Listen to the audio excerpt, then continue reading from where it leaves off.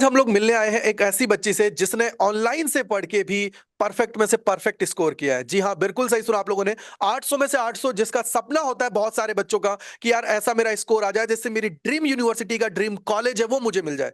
तो यही अचीव किया है हमारी एक ऐसी बच्ची ने, जिसने ये बात साबित कर दी है कि क्या हमारी छोरी भी क्या छोरों से कम है। उन्होंने ये पूरी चीज हमारे लिए साबित कर दी है और 800 में से 800 स्कोर कंप्लीट किया है। तो मैं यहाँ पे बात कर रहा हूँ रिया मान की। तो रिया बेटा, एक बार बच्चों से आप कम्युनिकेट करिए और थोड़ा अपने बारे में बताइए कि किस तरीके से आपने पढ़ाई की है, कौन कौन से सब्जेक्ट्स थे और कितना स्कोर आपका उसके अंदर आया है। ओके, तो मेरा नाम रिया मान है। फर्स्ट ऑफ ऑल तो मैंने 4 सब्जेक्ट्स में अपना सीयूईटी दिया था 2024 में। इंग्लिश, हिस्ट्री, पॉलिटिकल साइंस और फिजिकल एजुकेशन। सब में मेरा स्कोर परफेक्ट 200 आउट ऑफ 200 है, तो इट्स 800 आउट ऑफ 800। ओके, सो बेटा आपने अपनी ट्वेल्थ के साथ ये प्रिपरेशन की थी या ट्वेल्थ के बाद में आपने ड्रॉप लिया था? नहीं सर, ये मेरी 12th के साथ ही प्रिपरेशन हुई है। ओके, तो इसका मतलब आप पढ़ने में तो बहुत तेज थे, तभी 800 में से 800 का स्कोर कंप्लीट हुआ है, आई थिंक। तो बेटा देखो, आपने बहुत अच्छा स्कोर किया 800 में से 800, क्योंकि यार इसके बाद में अगर हम लोग देखें, चाहे कितनी ही कट ऑफ क्यों ना ऊपर चली जाए, एडमिशन हमारा हमारी ड्रीम यूनिवर्सिटी के अंदर कंफर्म है। सबसे पहले मैं यहाँ पे रिया आपसे ये पूछना चाहूंगा कि आपने 800 में से 800 स्कोर किया है, तो इसके लिए क्या स्ट्रेटेजी आपने रखी थी? क्योंकि यार किसी भी सब्जेक्ट की बात करें हम लोग, तो कहीं ना कहीं थोड़ा बहुत लैग हमारा होता है। तो इसके बारे में आप क्या बोलना चाहोगे? तो सर, स्ट्रैटेजी मेरी यही थी कि अपनी प्रिपरेशन को बोर्ड्स की प्रिपरेशन के साथ में कंबाइन करके चलना है। क्योंकि ज्यादातर सब्जेक्ट्स में जैसे पॉलिटिकल साइंस, हिस्ट्री, इनमें सिलेबस बोर्ड्स का और उसका सेम है, क्योंकि दोनों में एनसीईआरटी को ही वो बेस माना जाता है। तो राइट। इसलिए अगर बोर्ड की प्रिपरेशन अच्छी होगी तो साथ में सीयूईटी की भी हो जाएगी। इंग्लिश के लिए मैं बोलूंगी, मैंने डिक्शनरी को रेफर किया था और साथ में रुबाइका मैम की वीडियोस। तो मेरा ओके। ये था कि सबसे पहले मैंने डिक्शनरी से रोज 10 वर्ड्स में पढ़ती थी, 12th क्लास की स्टार्टिंग से ही। तो उन 10 वर्ड्स को मैं अगले दिन यूज करती थी अपनी डेली लाइफ में, डेली राइट। कॉन्वर्सेशन में, तो वो पक्के हो जाते थे। फिर एंड में जब बोर्ड्स खत्म हो गए तो उस 1.5 महीने में मैंने मैम की वीडियोस देखी थी, तो सारा रिवीजन हो गया था। तो ओके। उससे मेरे सिनोनिम, एंटोनिम्स, वोकैबुलरी सब कवर हो गया था। राइट। ग्रामर हम लोग स्कूल में पढ़ते ही आते हैं, तो वो मैंने लास्ट 1.5 महीने में की थी, जो हमें सीयूईटी और बोर्ड्स के बीच में बफर टाइम मिलता है। ओके। फिजिकल एजुकेशन में सर ये है कि एनसीईआरटी जो है फिजिकल एजुकेशन के लिए, कोई एनसीईआरटी नहीं है। राइट। इसके लिए आपको अलग से अपनी साथ साथ रिसर्च करनी पड़ेगी, खुद के नोट्स बनाने पड़ेंगे, क्योंकि सीबीएसई और सीयूईटी का सिलेबस वो अलग अलग है सीयूईटी में। राइट। राइट। तो यहाँ पे मैं एक बात पूछना चाहूंगा बेटा, बहुत सारे लोग बोलते हैं कि यार हमें एनसीईआरटी रीड करनी चाहिए, एनसीईआरटी को पढ़ना चाहिए, एनसीईआरटी तो ब्रह्मास्त्र है। तो क्या इसके बारे में आप बोलना चाहोगे? तो क्या आपने भी एनसीईआरटी को पूरा अच्छे से पढ़ा था या उसके साथ कोई सर रेफरेंस बिल्कुल बुक को आपने कवर किया था? नहीं, मैंने हिस्ट्री और पॉलिटिकल साइंस जिनके लिए एनसीईआरटीज अवेलेबल थी, उनके लिए सिर्फ एनसीईआरटीज को ही वर्ड बाय वर्ड पढ़ा था। और ओके। उसके बाद फिर मतलब मैंने उनको ऐसे पढ़ लिया था कि मुझे उनका सब कुछ याद था। बाद में सिर्फ रिवीजन और मॉक टेस्ट, और उससे ओके। सारे क्वेश्चंस मेरे सॉल्व हो गए थे। सीयूईटी के कुछ भी बाहर से नहीं आता है। राइट। राइट। तो एक चीज मुझे बताइए कि जब सीयूटी का पेपर हम लोग देने जाते हैं, तो उससे पहले हम लोग जब बोलते हैं कि यार बच्चों को कि आपको मॉक टेस्ट लगाने चाहिए, क्योंकि मॉक टेस्ट के बाद आपकी स्पीड, एक्यूरेसी और टाइम मैनेजमेंट का पता लगता है। तो क्या आपने भी ऐसे ही किया? और आप अपनी स्पीड को मेंटेन करने के लिए किस तरीके से प्रोसेस करते थे? सर स्पीड के लिए मैं यही बोलूंगी, बेस्ट चीज है मॉक टेस्ट। मैंने कम से कम 50 से 60 मॉक टेस्ट दिए थे पर सब्जेक्ट। मैंने शुरू से ही स्टार्ट कर दिया था मॉक टेस्ट को देना। तो उसमें राइट। मेरी स्ट्रैटेजी ये थी कि उसने मेरे को इस तरीके से भी हेल्प किया कि मुझे पता था एग्जाम में कि फॉर एग्जांपल पहले 15 मिनट्स में मेरे इतने क्वेश्चन सॉल्व हो जाने चाहिए। राइट। राइट। राइट। और उससे एलिमिनेशन टेक्निक भी आ गई थी, जो बहुत काम आती है। राइट। ये मैं बहुत बार कहता हूँ यूट्यूब पे कि बच्चों को कि यार आप लोगों को एलिमिनेशन टेक्निक आनी चाहिए, क्योंकि देखो पेपर जब हम लोग सॉल्व करने बैठते हैं तो उस टाइम पे पेपर को हम लोगों को डिवाइड करना पड़ता है कि फर्स्ट 15 मिनट्स में मुझे ये करना है, क्योंकि अगर मेरे पास 45 मिनट्स हैं तो 15 मिनट्स में मुझे इस तरीके से बढ़ना है, फिर अगले 15 मिनट्स में मुझे आगे कुछ और चीज करनी है, फिर आगे मुझे अगले 15 मिनट में किस तरीके से आगे कंप्लीट करना है। क्योंकि देखो एग्जामिनर जब पेपर बनाता है तो वो यही चाहता है कि बच्चा उसके अंदर रुक जाए, बच्चा उसके अंदर वहां पे रुकने पर वो अपना टाइम है उसको किल करे। तो यहाँ पे एक चीज मैं आपसे पूछना चाहूंगा कि आपने जो ये पेपर के अंदर जो क्वेश्चंस हम लोग छोड़ते हैं, क्योंकि ये भी एक अच्छी टेक्निक होता है कि यार जो क्वेश्चंस हमारे दिमाग में नहीं आ रहे हैं उसको हम लोग छोड़ के आगे बढ़े, तो वो आपने कैसे किया था? तो सर उसके लिए मेरी स्ट्रैटेजी ये रहती थी कि पेपर के पीछे की साइड में मैं 3 कॉलम बना लेती थी। एक कॉलम होता था जिसमें मैं बिल्कुल श्योर हूँ वो क्वेश्चंस, राइट। एक जिनमें मुझे थोड़ा सा डाउट है, और एक जो मुझे बिल्कुल नहीं आते। तो राइट। मेरा ये रहता था कि मैक्सिमम से मैक्सिमम मेरे उसमें हो जाए जो इसमें मैं बिल्कुल श्योर हूँ। और अगर 30 to 35 उसमें निकल जाते थे तो 5 क्वेश्चन मैं उसमें से निकालती थी जिसमें मुझे थोड़ा बहुत डाउट है, फिर मैं उन पे ओके। टाइम लगाती थी, और जो मुझे बिल्कुल जिनका कोई आइडिया नहीं था उन्हें मैं बिल्कुल छोड़। Right right right. तो मतलब यहाँ पे यही चीज है कि यार आपको पेपर को सॉल्व करने के लिए भी एक आर्ट होती है, अदरवाइज अगर हम लोग उस पेपर के अंदर सिर्फ लगे रहेंगे तो पूरा पेपर कंप्लीट करना पॉसिबल ही नहीं है। नहीं क्योंकि एग्जामिनर उसके अंदर कुछ ना कुछ क्वेश्चंस ऐसे डालेगा जिसको सोचने में हमें टाइम लगेगा, और जिसकी वजह से हमारा पेपर खराब हो जाता है। एक चीज मैं आपसे पूछना चाहूंगा कि बहुत जगह हम लोगों को ये देखने को मिला कि यार एनटीए की तरफ से मिस मैनेजमेंट हुआ, बहुत सारी चीजें हुई, तो क्या ये चीजें आपको भी फेस करनी पड़ी? क्योंकि देखो टाइम तो आपके लिए भी उतना ही था, ऐसा तो है ही नहीं था, और पहली बार अब की बार ऑफलाइन पेपर भी हुआ था, तो ऑफलाइन के अंदर जो ये ओएमआर में भरने में टाइम लग रहा था, तो उसके बारे में आप क्या कहना चाहोगे बच्चों को? सर, ओएमआर के लिए तो मैं यही बोलूंगी कि मॉक टेस्ट ही उसके लिए सबसे बेस्ट है, क्योंकि ओएमआर की प्रैक्टिस भी हो जाती है। बाकी राइट। मिस मैनेजमेंट की बात करें तो हाँ, वो तो मेरे साथ भी हुई थी। मतलब इंग्लिश के लिए जैसे हम जिस सेंटर पर गए थे, तो वहां पर वहां कोई क्लॉक नहीं थी, और जो इन्विजिलेटर था उसके पास भी कोई क्लॉक नहीं थी, उसने वॉच भी नहीं पहनी हुई थी। फिर उसके बाद जब सारे ओके बच्चों ने मिलकर उनको बोला, तब उन्होंने एक क्लॉक क्लास में मंगवाई थी। और एक ओके जगह फिजिकल के पेपर में दो बच्चों की ओएमआर एक्सचेंज हो गई थी, तो उन्होंने सब बच्चों का पेपर रोक दिया था 10 मिनट के लिए। ओके। मतलब इतनी प्रॉब्लम्स आने के बाद में भी आपने परफेक्ट स्कोर किया, 200 में से 200 का। ये सबसे बड़ी बात है कि यार आपने पेपर को अटेम्प्ट किया, अच्छे से अटेम्प्ट करते हुए आप आगे बढ़े और चीजों को आपने किया। यहाँ पे बेटा मैं आपसे एक चीज पूछना चाहूंगा, एक चीज मुझे बताइए कि जो ये मॉक टेस्ट का रोल क्या रहता है? अगर हम लोग, बहुत सारे बच्चे ये बोलते हैं कि सर क्या मुझे मॉक टेस्ट लगाने चाहिए, नहीं लगाने चाहिए, कब से मुझे स्टार्ट करना चाहिए मॉक टेस्ट को लगाना, जिससे मैं अच्छे से अपनी जो चीजें मैंने तैयार की हैं उनको अच्छे से चेक कर पाऊं कि क्या वो मैंने सही से याद की है या नहीं की है? तो कब से बेस्ट टाइम होता है इसके लिए मॉक टेस्ट लगाने का? और जब एग्जाम से 10-15 दिन पहले की बात होती है, तो क्या हमें जो टॉपिक्स हमने नहीं पढ़े हैं उनको भी पढ़ना चाहिए, या फिर हमें सिर्फ मॉक टेस्ट के थ्रू चीजों को करना चाहिए? तो सर, मेरा ये था कि जब बोर्ड्स खत्म हो गए थे, बोर्ड से पहले तो मैंने कोई मॉक टेस्ट नहीं लगाए थे, लेकिन जो 1.5 महीना था उसमें मैंने जो फर्स्ट 30 डेज थे उसमें रोज 1 से 2 मॉक टेस्ट लगाए थे बस। राइट। लेकिन जो लास्ट के 15 डेज थे उसमें मैंने कोई प्रिपरेशन नहीं करी, वो मैंने सिर्फ मॉक टेस्ट के लिए रखे थे। तो उसमें मैं राइट। एक दिन में 15 से 20 मॉक टेस्ट भी लगाए हैं मैंने। एक दिन में 15 से 20 मॉक टेस्ट? सही है भाई, बहुत अच्छी बात है बेटा। यहाँ पे एक चीज मुझे बताइए कि देखो यार आप भी एक नॉर्मल स्टूडेंट्स की तरह ही थे, बाद में आपने चीजों को बहुत अच्छे से किया, सब कुछ करके आपने 800 में से 800 स्कोर किया। तो मैं यहाँ पे पूछना चाहूंगा कि कई बार ऐसा भी टाइम आया होगा कि जब आप मॉक टेस्ट दे रहे थे तो उस टाइम पे स्कोर कम आ रहा था, तो उस टाइम पे ये जो प्रॉब्लम हो रही थी उसका किस तरीके से आपने सामना किया, किस तरीके से आप आगे बढ़े? क्योंकि सबसे बड़ी बात तो यही है ना कि मुझे चाहे कितना ही स्कोर कम क्यों ना हो, आगे बढ़ते रहना है। तो इस तरह से आप लोगों को मोटिवेशन कहाँ से मिला, आपको किस तरीके से चीजें आपने की, उसके बारे में थोड़ा बताइए। तो सर, थिंकिंग यही रहती थी कि ये फाइनल नहीं है, जो फाइनल स्कोर होगा वो सीयूईटी में होगा। अगर यहाँ मेरा स्कोर कम भी आ रहा है तो मुझे इम्प्रूव होने का मौका मिल रहा है। तो अगर राइट। किसी टॉपिक में मुझे लग रहा है कि ये इस टॉपिक में मेरा स्कोर कम जा रहा है, तो मैं उस टॉपिक को और अच्छे से कर सकती हूँ, कि वो टॉपिक अभी मेरा वीक है। मुझे अपने वीक ओके। और स्ट्रॉन्ग पॉइंट एनालाइज करने का वो हो रहा था उस चीज राइट। से। ओके। तो मतलब इससे एक ये बेनिफिट हुआ, एक चीज ये समझ में आई कि यार अगर आप पेपर देते हो तो उससे आपको अपने वीक एरियाज भी पता लगता है, अपने स्ट्रॉन्ग एरियाज के बारे में भी पता लगता है। और क्या आप भी और बच्चों की तरह कॉपी अलग से मेंटेन करते थे कि भाई मुझे तो वीक एरियाज मेरे ये हैं तो मैं इनको यहाँ पे कॉपी के अंदर लिख लेती हूँ, अगली बार इन टॉपिक से मेरी गलती नहीं होनी चाहिए, तो क्या आपने हाँ, ऐसा किया मैंने था? डिजिटल कॉपी एक मेंटेन करी थी। वहां पर मैंने हर सब्जेक्ट का लिख लिया था कि मुझे ये टॉपिक्स पे ज्यादा फोकस करना है, और ये मेरे डन।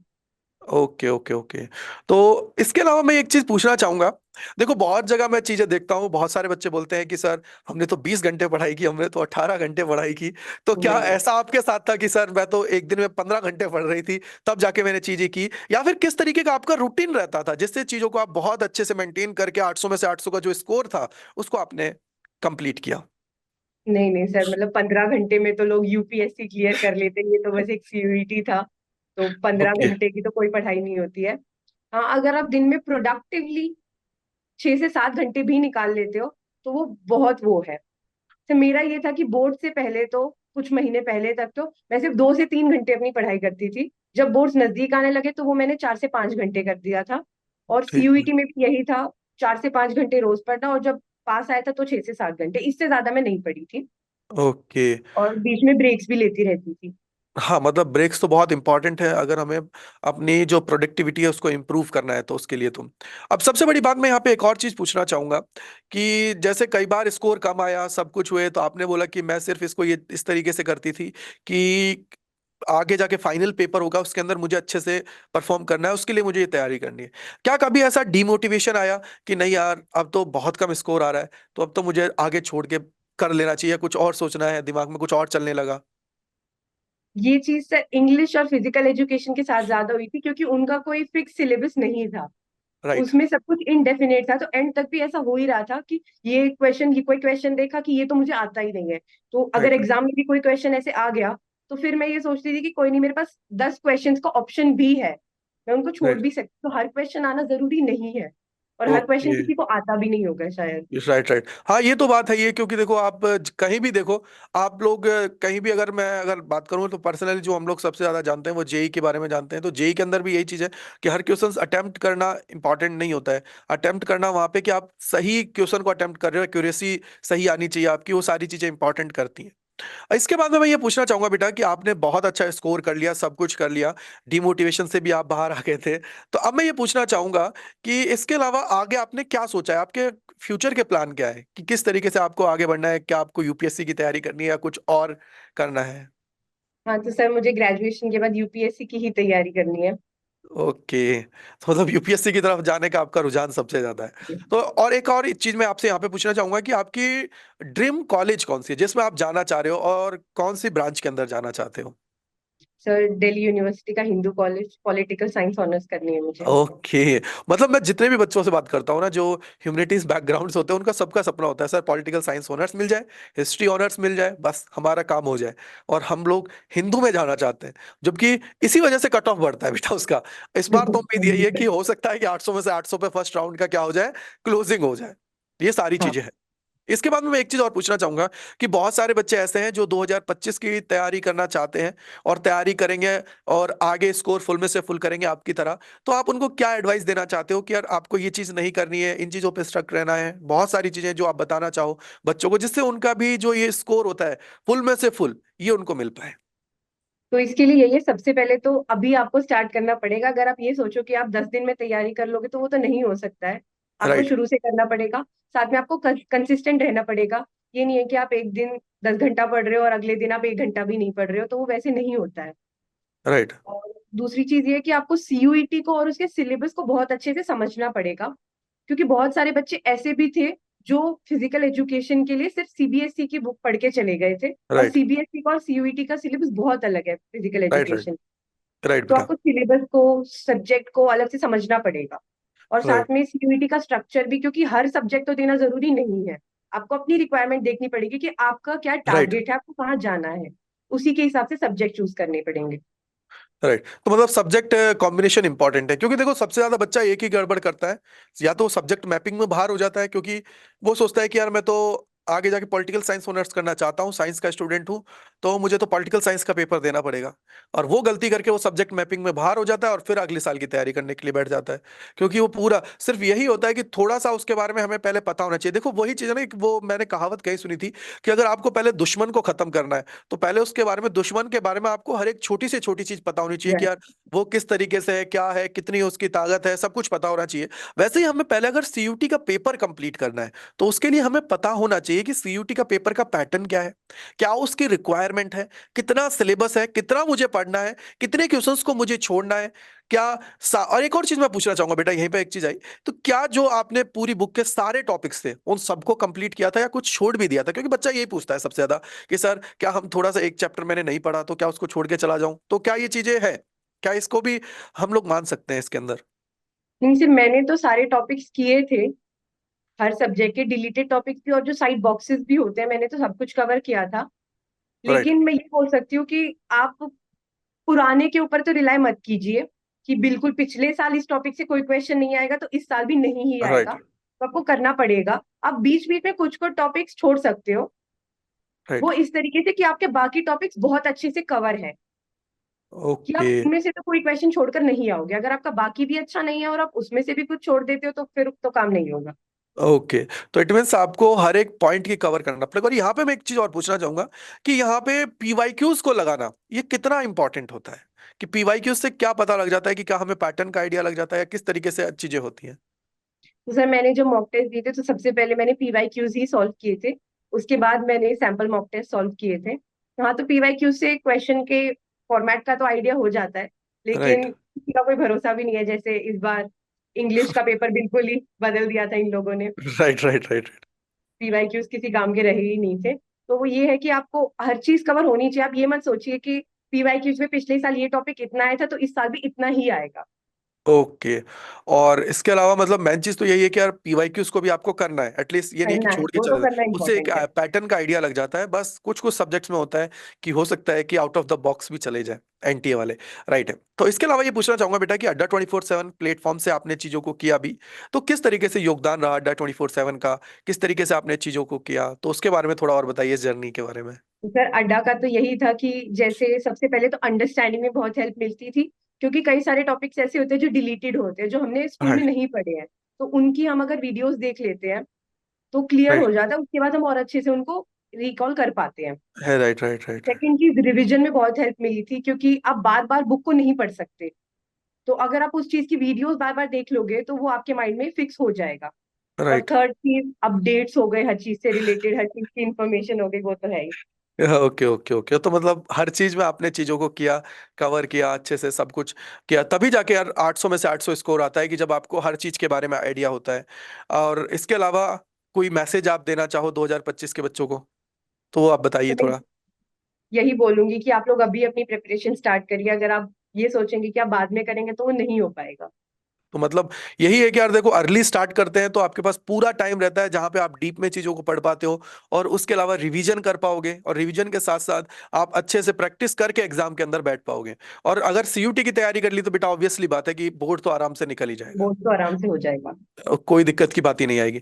सो रिया, आपका बहुत बहुत शुक्रिया हमारे साथ जुड़ने के लिए और बच्चों के लिए इतना टाइम निकालने के लिए, क्योंकि आपने काफी चीजों को बताया जो बच्चों के लिए जरूरी थी, उनको जानना जरूरी है, जिससे वो अगर इंप्लीमेंट करते हैं तो पूरे में से पूरा स्कोर जो वो लोग सपना देखते हैं वो कंप्लीट हो पाएगा। तो थैंक यू बेटा हमारे साथ जुड़ने के लिए।